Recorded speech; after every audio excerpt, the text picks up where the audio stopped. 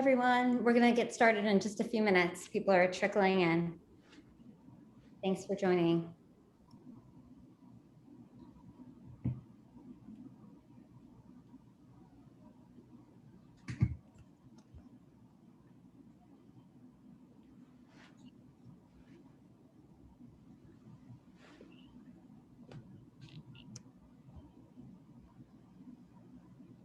We'll just give it maybe one more minute. Sure.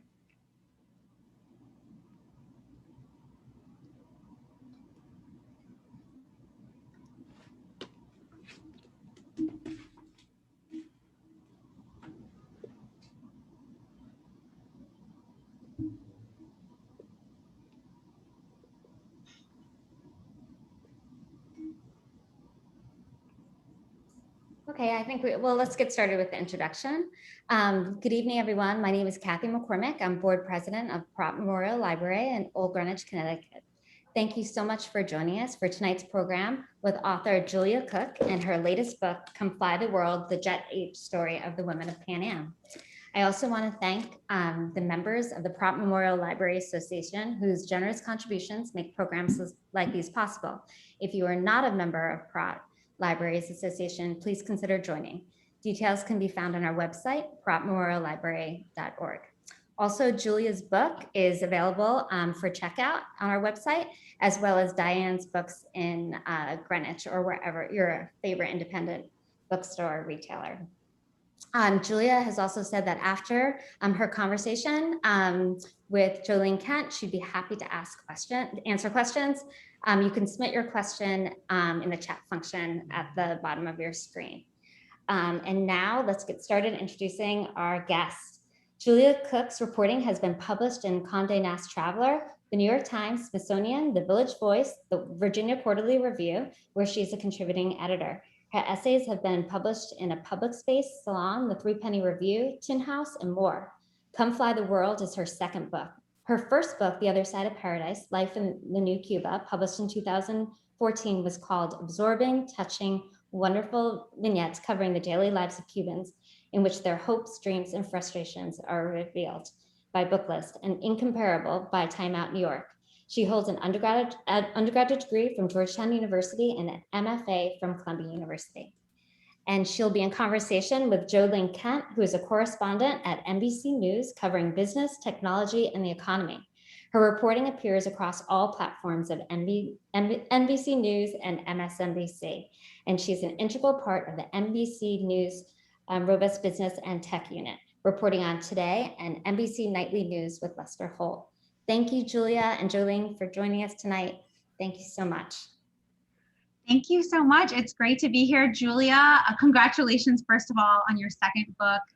I read it right when it came out, and it was just phenomenal. And I think one thing that really struck me was that for so long, a lot of us haven't set foot on a plane, right? Like, part of my job as a correspondent is to rove the entire country, a plane a day often.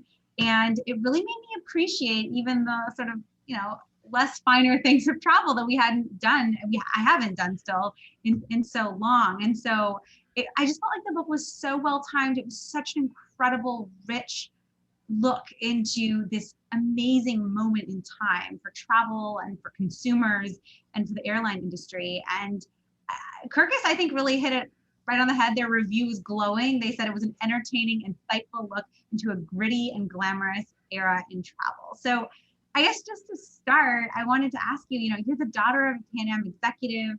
Why did you decide, of all the things you covered in your career, why did you decide to write this book? So it came about, first of all, thank you all so much for having me. Thank you, Jo, for being here. It's so fun to talk to you. And thank you all in the audience for showing up. Okay, so my dad worked for Pan Am until I was 9. We lived in New York. I was 9 when the airline went under. But I really honestly had not thought that much about Pan Am other than as a part of my childhood, kind of a part of our family lore, the fun times that had been had, all the weird travels that we had done, which is a whole different kind of talk. and that is its own thing. But on a professional level, I hadn't really thought that much about Pan Am until I went to an event that was being held at the TWA terminal at JFK Yeah. Airport. I don't know if you've ever been there. Now it's a hotel and anyone can go there, but and it has this incredible infinity pool, and you can look out on the runway and see all the planes taking off and have your cocktail.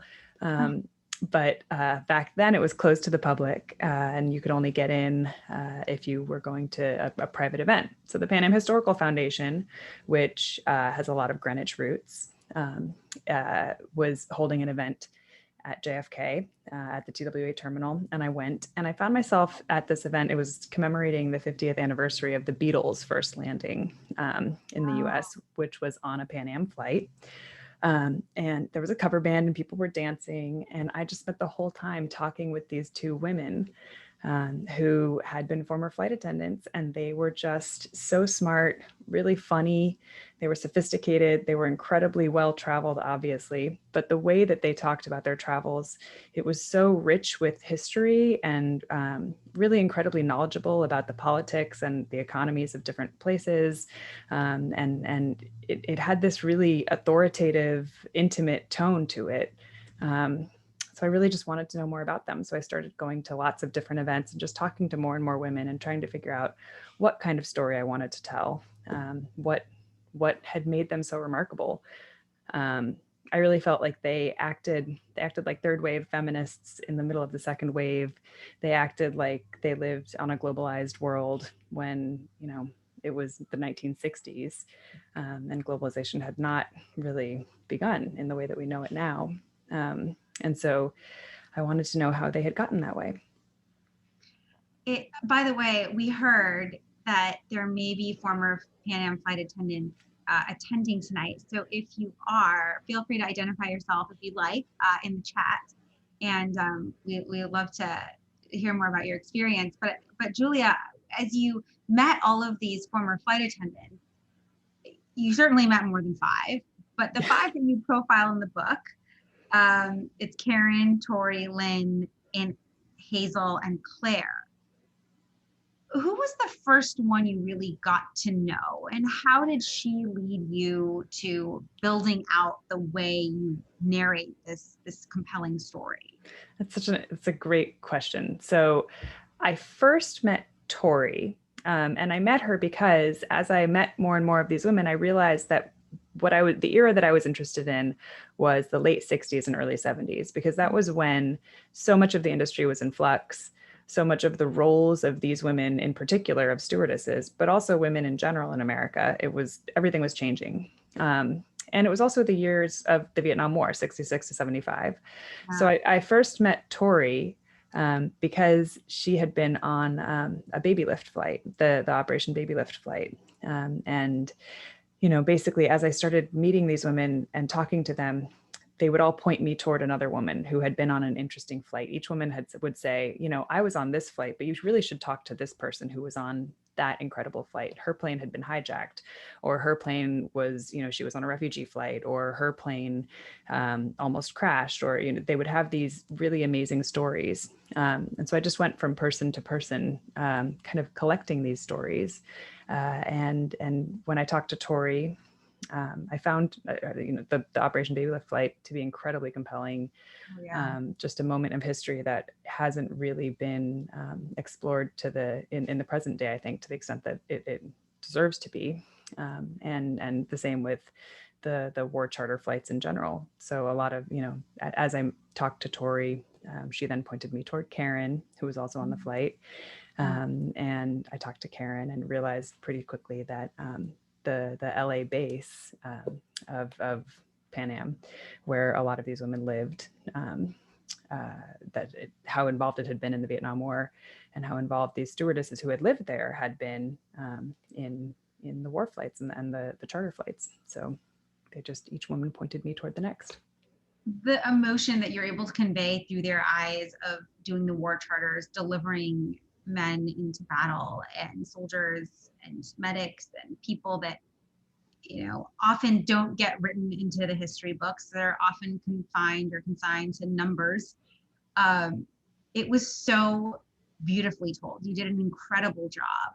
And conveying that emotion was emotion that I'd never really been exposed to before, on like the emotion of a flight attendant delivering these people into war.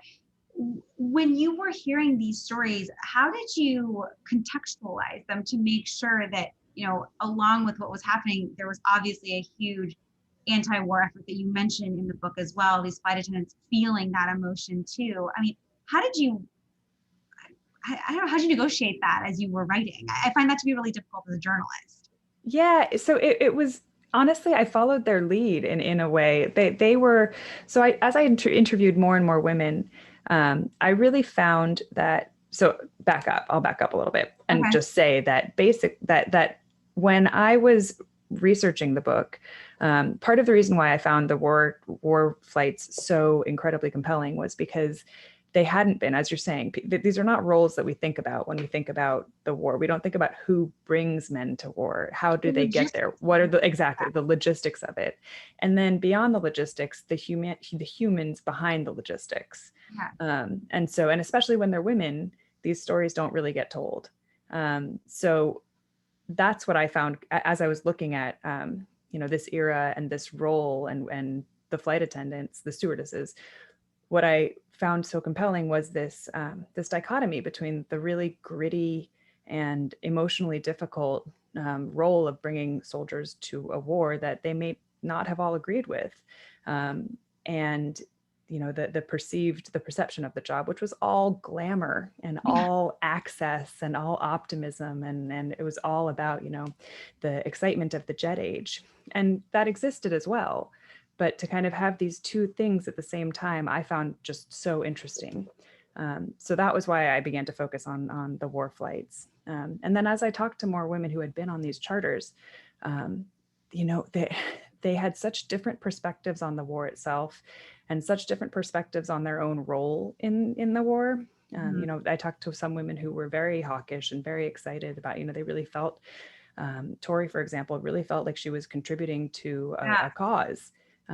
She was very proud to be bringing the men to be serving their country. And then, Lynn was an active anti-war activist. So she had the exact opposite perspective on the war and its justness. And, she pointed to the fact that it had never been declared a war and that any number of things. But every single woman that I talked to, no matter who she was, no matter what her perspectives were, they all told me a certain, there were commonalities. One of them was that the flights into the country were just, the men would get quieter and quieter and quieter. And that it was harrowing, that it was just, the emotion of that flight was it was so laden with, these fraught fears. And then the other commonality was that when they left, the men were just so happy, and they were all just so happy to be coming home, and that the women were so relieved and happy too, and that joy or that sense of relief was just moving through the plane the whole time. So that, again, that's how I did the writing and the reporting.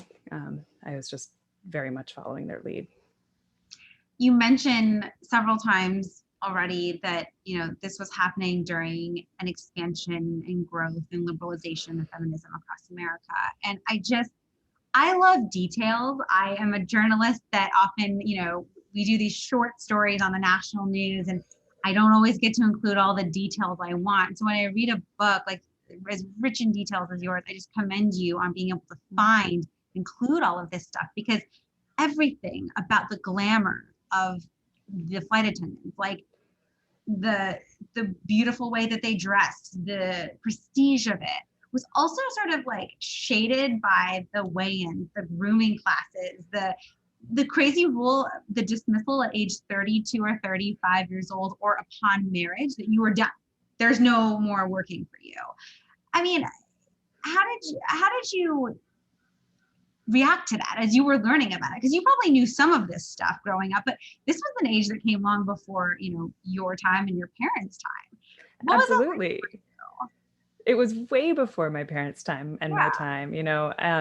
It's interesting because my dad, as I was doing the research for this book. And as I finished it up, my dad really had nothing to do. He was in the legal department. He was negotiating things like, when the Berlin Wall fell, they had to sell, Pan Am basically had operated an airline in Germany called the Inter-German Service. And that they had to sell that airline to Lufthansa when the Berlin Wall fell, and then the Germanys became Germany again. So, that was the kind of stuff that he was doing. He really didn't know anything about the cruise. Sorry, Dad. I know you're out there. Yeah. You're incredible and knowledgeable, but stewardesses were not it wasn't what he was, focusing on. So it was really interesting to be learning so much. And, I would talk to him about it occasionally and say, did you know this? Did you know that? But yeah, anyway, all of this is to say, I was outraged by all of the incredibly sexist requirements. The notion that as soon as you get married, you're absolutely out, and your duty is to your husband, and not to your job.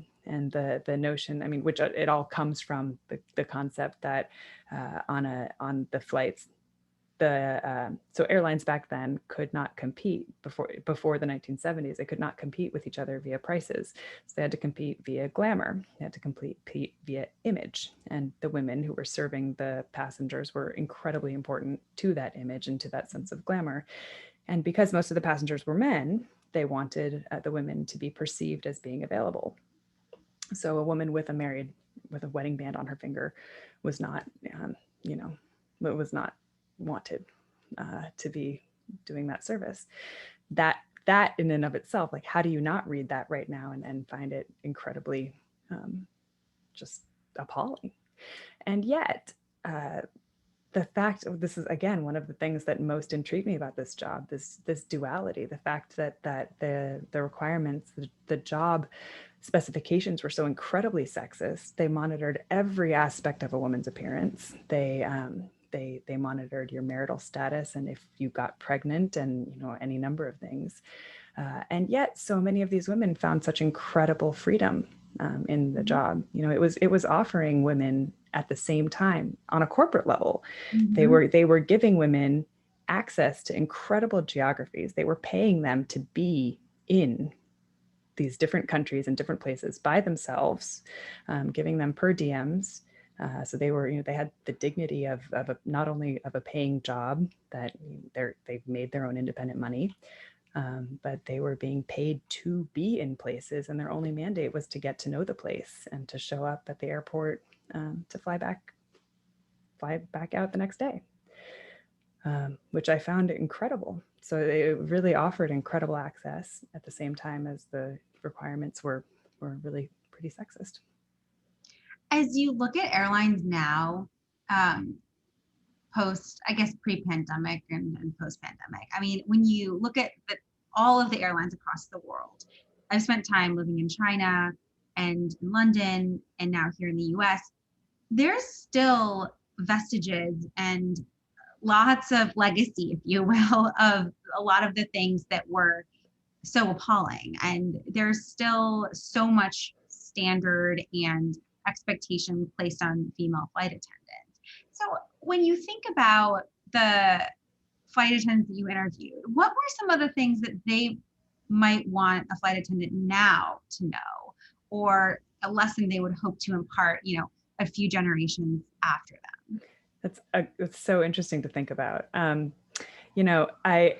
just did a podcast for, I don't know if you know the travel magazine Afar, and they have an awesome podcast called Traveler's Tales. So I just did a podcast for them basically about what I learned about friendship from these women, and the importance of female friendship. And so I think that they would say if I were to say what Karen and Claire would say, Mm-hmm. Karen would say, what Karen would say, I think, is already what these flight attendants, the reason why they do their jobs, which is get to know wherever you are on your own terms, in your own way, take advantage of that, because that's the whole point of it. The whole point of it is to have an incredibly flexible job that enables you to, in an empowered way, see places in the world and get to know people that you would never have access to otherwise.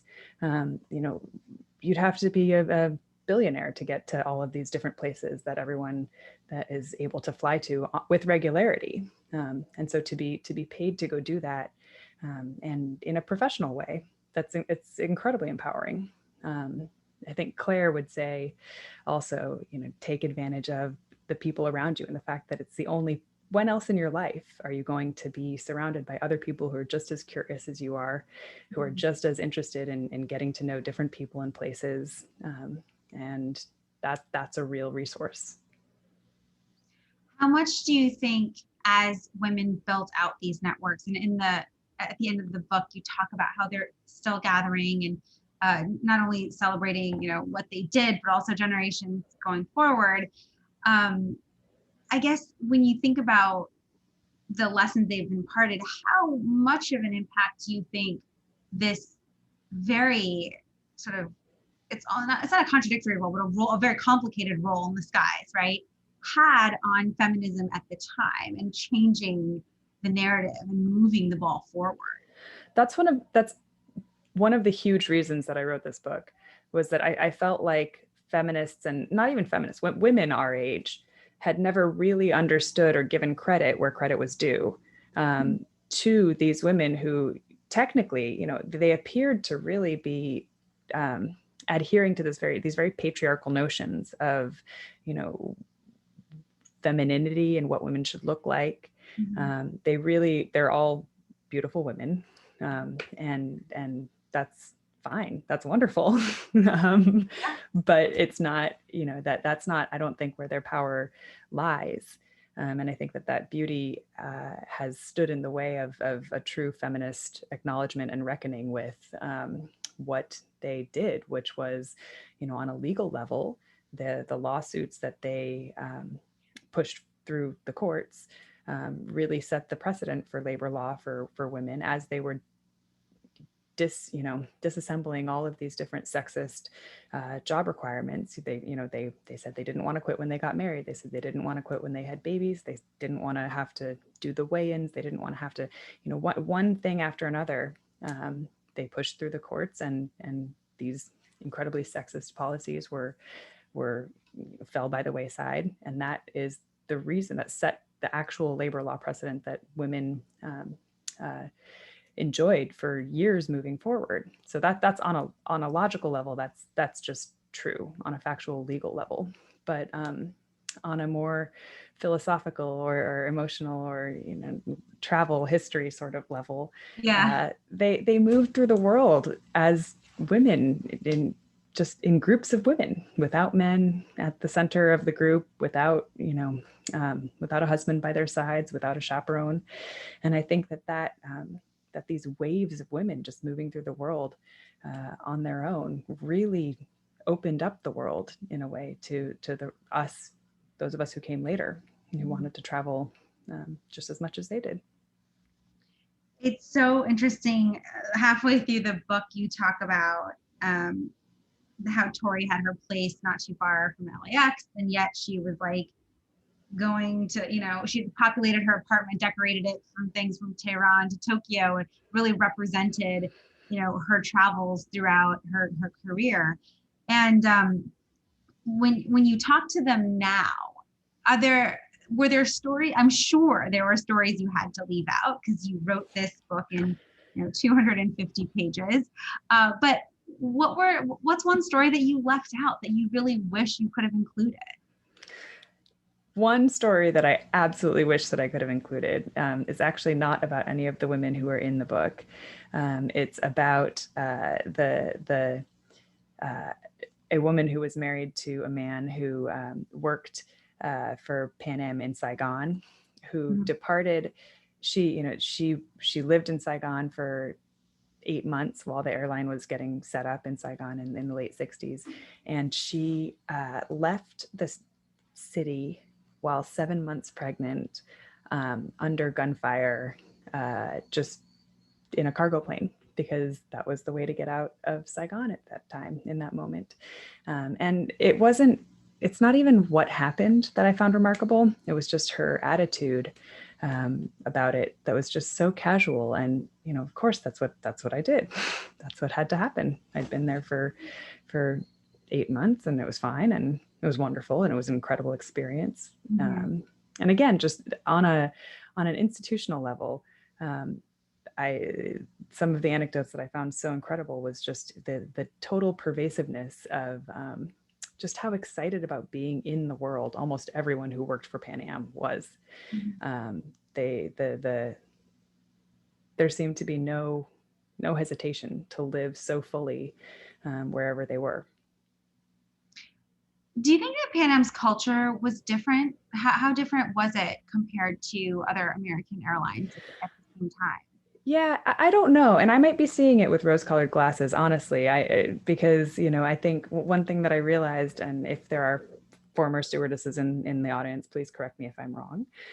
But one thing that I think I came to believe was that because the airline had offered these women this incredible opportunity to see the world, but also to see themselves in the world, to experience it was almost like a level of self-actualization and getting to know yourself and getting to know other interesting people in a way that I mean, I can't think of any other industry that really offered women in the 60s and 70s that kind of incredible opportunity for self-improvement and self-actualization. So their sense of allegiance to the airline is incredibly strong, in part because it's so tied up in their identity and the way that they move through the world. I don't know that I think other women on other airlines are actually often just as excited about the airlines that they worked for. Mhm. I think it was a remarkable job. It seems that way from not only how you convey it, but just the pop culture of Pan Am that we've been exposed to over the past few decades. And it's it feels like there was like a generational shift for all of these women compared to their parents in a major way. Each one of them seemed in their own way to be breaking free or adjusting their relationships with the generation before, be it through their parents or passengers or whatnot. And how emotional were, I mean, did you ever have a moment with the 5 main stewardesses you were interviewing where it came down to their emotions and they were able to really like spill their guts in a way? I find that as you describe, you know, women moving throughout the world together, we all have our groups of very close girlfriends. What were some of the more emotional moments like? It's so interesting. I spent so much time with the 5 core women, the 5 women that I focused on, in part because I felt strongly throughout the whole book or the whole writing process rather, that I really wanted everything that I wrote to be journalistically, factually, completely true, Yeah. to the best of my abilities. And so I would ask and that's hard to do about the past with memories. So I spent a lot of time with them in part because I was asking about every scene that's in the book. I've heard about probably 5 different times, Oh, interesting. 5 different ways, asking, so my process was I would talk to them, interview them. They would tell me. So take, for example, Tori's in this diplomatic kidnapping incident where this group of diplomats that are on her plane are kidnapped off of her flight right in front of her. And so she told me about this. And in my mind, I was like, that's bananas. That's impossible. That could not have happened the way that you're telling me this. Back. Yeah. I was like, all right. So I went to, the New York Times archives and looked it up just as a first pass. And I saw that in fact it had happened. And, it was reported this way in Reuters and this way in the Times and this way in, the Encyclopedia of World Events.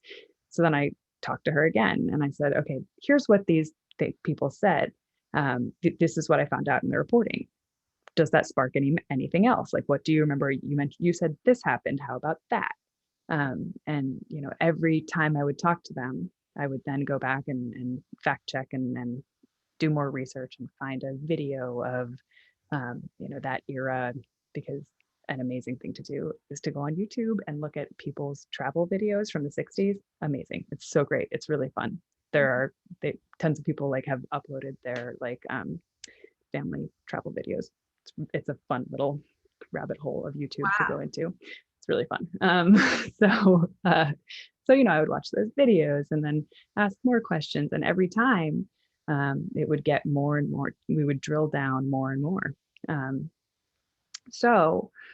All of that is to say that with the more emotional parts of the book, so like Karen's breakup with Alan. Karen, one of the main women, was married to her high school and college sweetheart, and their marriage broke up while she was flying, which we talked about over and over again. And finally, in the end, prodded in part by I have a writing group, and as I was writing the book, I realized that I was not that I didn't understand why she was with him in the first place. That I had never really understood, and I wasn't writing it in a compelling or interesting way, in part because I didn't understand. She had always seemed so incredible to me, and I didn't really get why she was spending time with him. He just didn't seem up to par. And I had to call her and ask her very point blank. I said to her, okay, I don't understand this. Tell me why. Which is so invasive. It's so invasive. It's incredibly personal. It's incredible. It's a testament to, Karen's point blank nature, that she said, all right, here's why. And here's exactly what I was thinking. And here's how it worked. And there were a lot of, I wanted very much to understand all of their emotional ins and outs and their relationships in that moment in time. So yes, it got very, very personal. There's so many personal anecdotes that drive the plot of the story.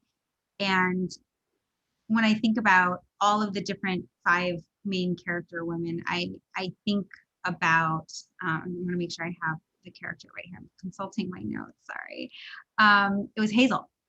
Yeah. And she was one of the very few Black flight attendants. And there are still, percentage-wise, it seems, and I can definitely be fact-checked on this, so I don't hold me to this, but it seems that in the air, women of color are still a pretty large minority of flight attendants. When you were talking to Hazel, did you get a chance to ask her, about what she thinks of the flight attendant diversity situation now? Like, how does she view it? She bore so much of her feelings to you in this book. Like, it's amazing how much she shared with you. Yeah, that I found that whole that subplot, the racial integration of the airlines, I found fascinating. I thought it was really incredible. The women that I talked to were, they were pioneers in not just one way, but in 2 ways, which I found just remarkable. The strength of character, the desire to get out into the world in such a demonstrable way, and their awareness of the meaning that they're getting out in the world had for other women of color, and for other people of color in general, was really incredible. Exactly, for passing. That was really struck. Totally. That never occurred to me until that was shared. Like, you shared that in the book. There's one anecdote. Exactly. And like the fact that there's one anecdote, and this didn't, I'm again, I don't think it was Hazel who did this, but that there was one former stewardess who told me that if there were 2 women of color on the plane, and this is in the book, that if there were 2 women of color on the plane and there seemed to be a passenger who was a racist jerk, they would separate themselves so that he would only be served. He or she would only be served by a woman of color, because that power dynamic was important to them. They wanted to be able to say, no, your safety depends upon me. So have some respect, which I found just so canny, and really, a gentle and lovely and really proud and incredible way to assert who they were. And so yeah, Hazel flew until very recently. So she was a part of these crews that are still in which she would have been underrepresented. So I think she would probably say, just it's up to people to just get out there and just fly more, just do more. Yeah. Well, we have, speaking of amazing people who've flown, we have Wendy on with us, and she says in the chat, she was a Pan Am flight attendant from 1969 to 1983. And I think you can see Wendy. I think you're wearing glasses. Wendy, can you unmute? Did you want to ask a question or share any anecdote about your experience? I don't know. I might have so many anecdotes. This is a fascinating discussion. And someone had asked me if I knew any of the women in the book. I haven't finished the book, to be honest. I've read the first few chapters and I absolutely love it. And the only reason I knew about the book was because I saw a blurb in the Parade magazine one Sunday in my newspaper. And it sounded intriguing because it was my era. And so I went to Amazon and read about it, and it got great reviews. So I sent for a copy, and I've read the first several chapters. And when I first got the book, I flipped through, of course, through the pictures to see if I knew anybody. And there was Claire Christensen. And I don't know that I actually ever met Claire in person, but she would have been a friend of my late husband, who worked for Pan Am. He was in management as well. And so, but I still get Christmas cards every year from Claire, and we correspond, at Christmas. So I immediately sent her an email and said, "Oh, Claire, I just received this book and your picture's in there." And this was before I even, read the chapters. And she emailed me right back. She said, "Oh, thank you so much for writing. It's a fabulous book, and I'm the only management person that's, profiled." And so it was a nice way to connect with Claire on a very personal level. But I loved flying for Pan Am.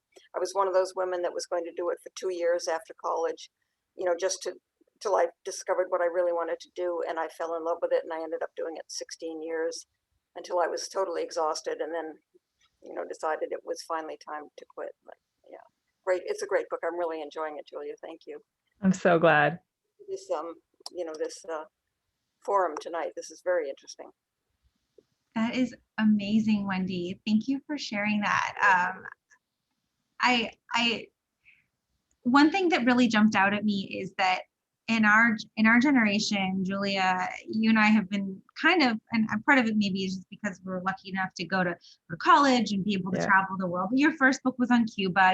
You're very well traveled. You've always had this sense of adventure. In talking to the 5 flight attendants, was there any sort of how did they affect the way that you think about the way you travel and document the world? Because I know we're different. Journalists and flight attendants are wholly different industries, but in a lot of ways, we use some of the similar tools to engage with people, to talk with people, to just get to know our surroundings in a very quick and deliberate fashion. Totally. How did that change you as a writer? It made me so much more aware of being open to new experiences, because Wendy, tell me if you agree, or nod or just shake your head or whatever. But I think that as a group of people, these women are so open to experience in a way that I find just incredibly just inspirational. And it's impacted the way that I am aware of making myself more open to new experiences and seeing, as a journalist, I think we know what we're looking for sometimes. Yeah, sometimes too much, exactly. Yeah. And so just being aware that rather than looking so hard, I should just be open. That's very much impacted me. That's really good advice for all of us, I think, regardless of what we do. I want to remind everyone who's on, please leave a question in the chat and I'll ask it of Julia or Wendy. If you have a question for Wendy, maybe she'll be willing to take a couple extra questions too. I want to ask you about Operation Babylift. We really haven't talked about that very much. Obviously an incredible emotional moment to be part of. And some of the flight attendants went multiple times. And it was basically 2,000 children evacuated during the fall of Saigon. How do you think the flight attendants look at it now? when they look back on it, can you share, I know a lot of it's outlined in the book here, but for those who haven't read it, how do they analyze and look back on what they were contributing to in that situation? Yeah, I think a lot of them have complex feelings about it. It was an incredibly chaotic, um, on a bureaucratic level, it was an incredibly poorly executed mission. And yet, I think again, their openness, they really connected with these children in an incredible and really responsible way. They felt very strongly that they were helping people who were in a horrible situation, in a horrible place, in a horrible moment of time, rather. Not that, yeah, in a terrible moment of history, and that they needed to be moved, and that they were going to step in and do that. And again, like later on, the full chaos and poor execution of the Operation Babylift itself emerged, and they started thinking about it a little more. But I think they still feel a huge amount of pride for having said yes to something that was very dangerous, and very controversial, and very important. Do you think that the flight attendants have received the credit that they deserve for what they were ultimately pioneering at the time? When the book is done, it's out, you've received glowing reviews, these women's stories are out there in the world. I think this book should be a movie in some way, or if there are limited series on TV. I would love to see these stories told visually. Do you think that the credit has been delivered? I don't. I don't Still, either. I mean, and I don't know that it will.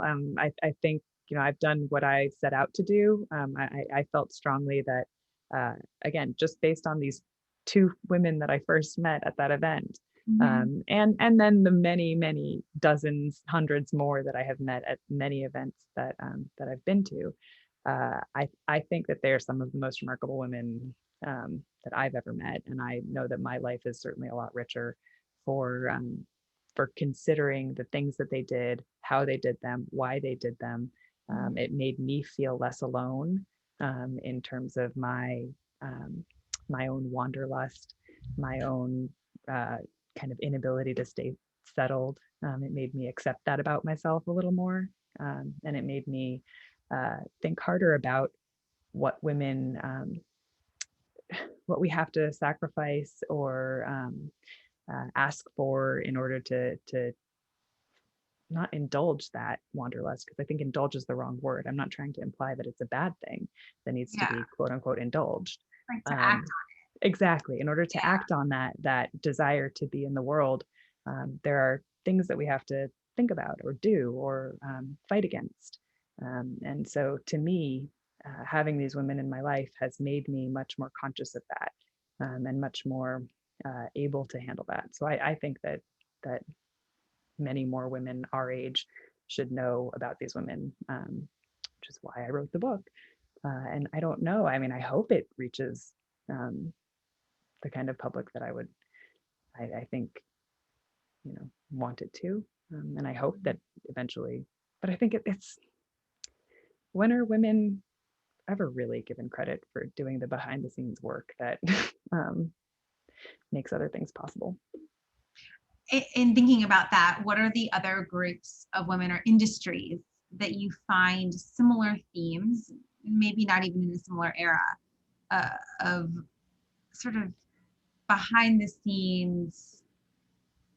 I don't want to call it behind the scenes feminism, but it's unacknowledged. I guess it's just sort of, as we were saying, like unacknowledged for so long. Where else does this exist? Anything pink collar, domestic labor, cleaning, restaurant work, they're women who are doing things that are stereotypically feminine, I think are just constantly not really given credit for the things that they're doing within those fields, or within that realm, that may be pushing things forward for women as a whole. there was I could not speak authoritatively on this, but I remember reading something about how it wasn't until very far into the Me Too movement that people started actually talking about sexual assault for women who are working as cleaning staff at hotels or back of house at restaurants, and it's appalling. Was it hard to sell the book? I know we're taking a bit of a left turn here, but to me, having seen and gone through this book twice now, like, it's obvious that this book had to be written. It's beautifully done. Was it hard to convince a publisher to make this beautiful thing happen? In the end, no. And I'm incredibly, incredibly lucky to have, I found the most amazing, I have the most incredible agent, and I have the most incredible who then found the most incredible editor. So in the end, it worked pretty smoothly and pretty seamlessly. But at the beginning, it didn't. At the beginning, it was very hard. It was hard for me to initially find that agent that really believed in it and championed it and found it the right home. Yeah, I think that. Was there a lack of interest, or like, oh, this story's too minor? What was some of the? Yes, exactly. That it's not big enough. And to me, nothing could be bigger. These are women who are acting like diplomats and ferrying refugees and involved in war and really doing incredible things in a way that they've never been given credit for. So, you just kept on asking, kept on knocking on doors. Yep, totally. It's the only way to do it. We have a question from Barbara Crane in the chat. How did the stewardesses feel about being forced to wear very sexy uniforms and the weight requirement? And maybe Wendy can weigh in on that. I'm going to let Julia go first. I do remember at first the hemline was below the knee in the book, and then it started rising. Yes, and it never actually rose to the heights that on other airlines became the norm. So in the 60s and early 70s, the sexualization of the stewardesses in the United States in general really hit a crescendo. It was just starting to go bonkers, and women were on different airlines were having to wear hot pants and very mini skirts and fishnets. Yeah, it was starting to get pretty overtly sexualizing. Pan Am, it never really happened that way, in part because since Pan Am was flying into so many different countries, the sexual revolution was not happening in New Delhi, for example, or in different, in Jakarta, a mini skirt would not read the same way as it did in LA or London. So the outfits on Pan Am the uniforms were always pretty respectful, and really tended to follow the more corporate look. Wendy, I saw you replied in the chat. What do you think?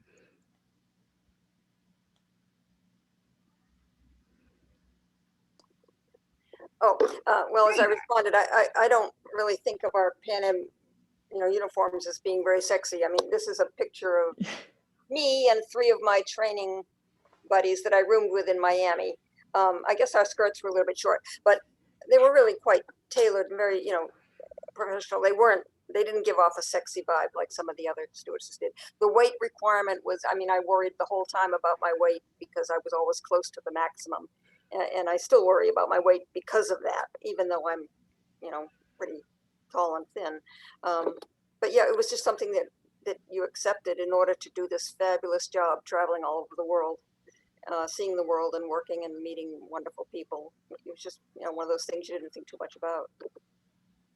We have another question in the chat, and it is a friend of mine. Hi, Julia, it's Beth Foley. Nice to see you again. I'm looking forward to reading your book. A friend of mine was a Pan Am flight attendant, was unable to be on a call tonight. Wanted to know if you were able to locate or interview any of the evacuated Vietnamese children or U.S. soldiers for the book.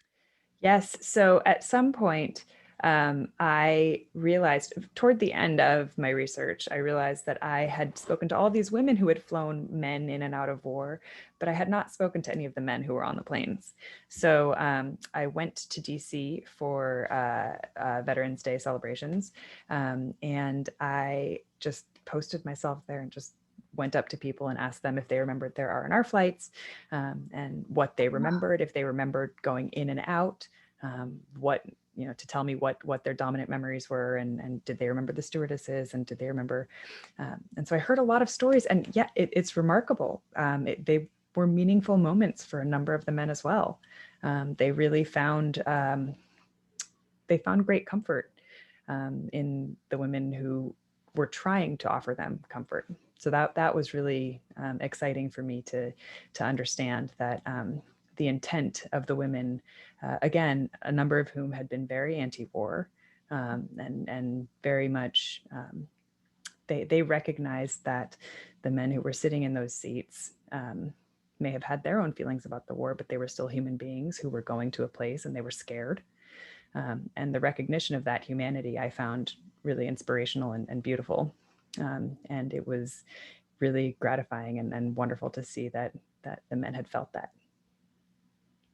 What about any of the evacuated Vietnamese children from the Operation Babylift? I did not speak to any of them. Karen is still in touch with a number of them. She actually goes and visits. She spends time every other year with one of the children that she reconnected with on the 25th anniversary in 2000. So it's an incredible network. And that's not true. I actually did speak to a couple of them. There's a very active Facebook group that because I didn't talk to them in person. So. Oh, right. Okay. So you were able to. I was able to correspond with them. Yes. Yeah, exactly. Yeah. And they were like, they do still keep in touch. A number of them, because so many of these, the refugees were not actually orphans, which is the huge controversy around Operation Babylift, was that many of the children were not actually orphaned. So for them, their journeys more recently have centered on using technology and the internet to try to find their birth families and reconnect with still living parents if they are still alive, and find where they came from, which is an incredible, it's incredible to watch just on this Facebook group that I'm a part of. We have a couple minutes left, and I wanted to ask Wendy another question, if that's all right with you, Wendy. It's not a hard question. I just wanted to know, what is one of your favorite memories from the earlier part of your time as a Pan Am stewardess? Is there a memory of adventure that really sort of captured those early years that you were flying? Oh my gosh. I don't know about the earlier time. One of my biggest memories, or whatever, was being on when Nixon opened up China to the world. I was on the press charter to Shanghai out of San Francisco. Wow. and I was a standby for that flight, and somebody couldn't go on it, so I got pulled in at the last minute. And what year was this? Remind us. That was 70, oh golly, 79 or something like. I kind of forget. I was looking at some photos recently, but it was an incredible experience. Because I was a last minute addition to the crew, the Chinese seemed to think that I must be sort of a spy or something, and I was always being very carefully watched, and almost wasn't allowed into some of the dinners, as I recall.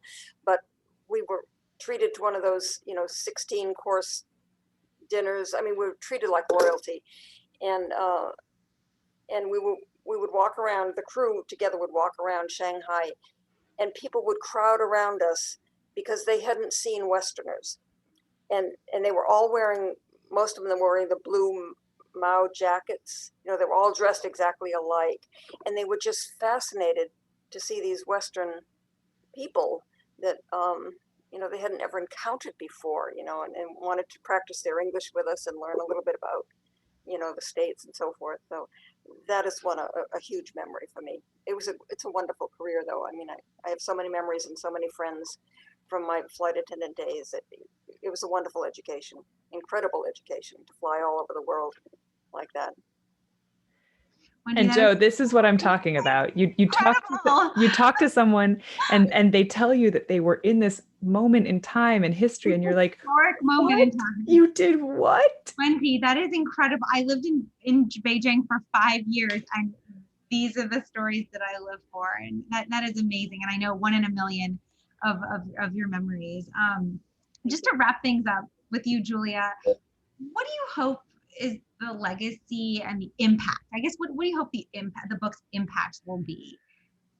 I really hope that, I really sincerely hope that two things, that the way that we today think about the second wave of feminism and the women's movement in the 60s and 70s, that begins to acknowledge what these women did in both, again, a legal way and also in that quieter way of just getting out into the world and getting paychecks and being in places and being visible and unapologetic about being women traveling, moving through the world. I really hope that that happens. And I hope that as a consequence of that, that women our age are kind of able to take solace from and learn from and move on from what they established for us. Amazing. Julia Cooke, if you have not read the book, read it any way you can, whether checking it out from the library or buying from your independent bookstore. It's been a pleasure, Julia. It's so amazing. Kathy, thank you so much for having us, and thank you. Thank you, everyone. And thank you so Julia. much, Jo. Thank you, Jo Ling Kent. And Julia, we hope to welcome you to the library in person for your next book. Totally. I would love that. Thank you so much. Thank you, everyone. And don't forget to check out your copy of Come Fly the World. Yep. Thank you. Thank you, Bye, Jo Ling. everyone. Bye. Yes. Good night.